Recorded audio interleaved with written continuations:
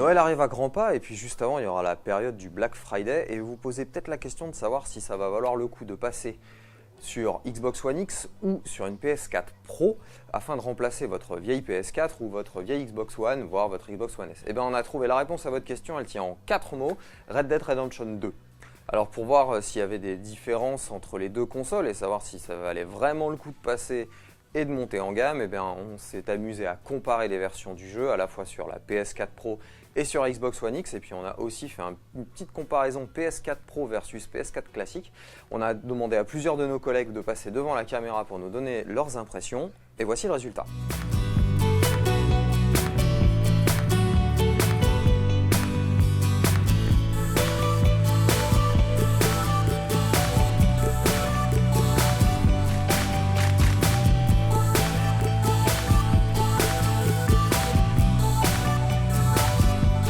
Selon moi, je dirais Xbox One X à gauche et PS4 à droite.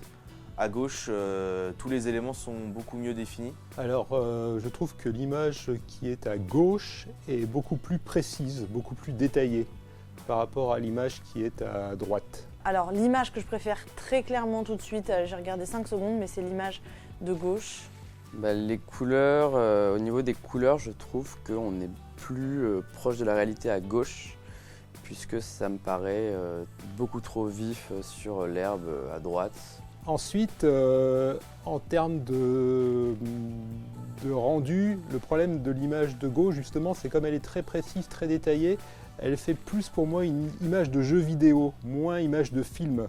Alors que l'image de droite, pour moi, est plus douce, donc ça fait plus image de film. J'ai plus l'impression de regarder un film, un western, qu'un jeu vidéo. Par contre, on a, étonnamment, même si c'est plus net à gauche, on a un rendu un peu plus proche de l'image cinéma à droite, avec une espèce effectivement d'effet de flou, notamment à l'arrière-plan, qui rend moins cet effet trop naturel en fait.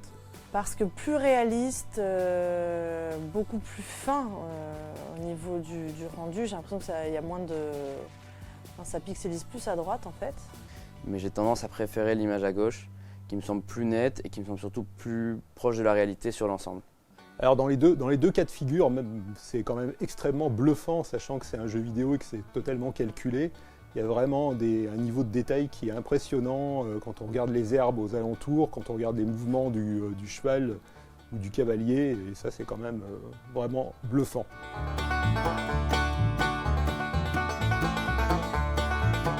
Alors déjà, la différence est moins flagrante que tout à l'heure. Mais dans les deux cas de figure, moi je trouve que l'image est très très belle.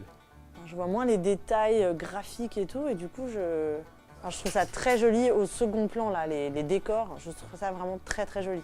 Quand même une belle différence entre les deux, surtout on voit quand on se déplace à cheval dans le paysage, mais ouais, c'est quand même beaucoup plus détaillé, beaucoup plus joli sur l'écran de droite. Alors que voilà, à gauche, c'est pas non plus trop à critiquer, on est loin de ce que faisaient des consoles de génération précédente. Mais on voit quand même une différence de qualité. Bon, vous venez de le voir, les avis sont unanimes, de toute façon le jeu est très beau, Red Dead Redemption fait l'unanimité, en tout cas sur sa réalisation. Après, dans le détail, quand on connaît ou pas les spécificités techniques du jeu et qu'on arrive à analyser les images et la pertinence des graphiques, on se rend compte que finalement, eh bien, la Xbox One X remporte quand même pas mal les suffrages, bien que la PS4 Pro offre un rendu peut-être un peu plus film, qui a plu à certains de nos collègues.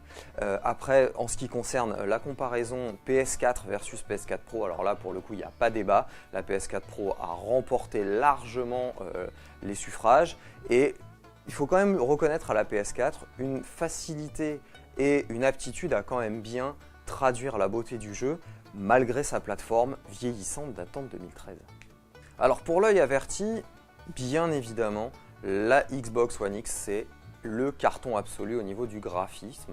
D'ailleurs, c'est bien simple, quand on compare les deux images côte à côte, il n'y a pas débat.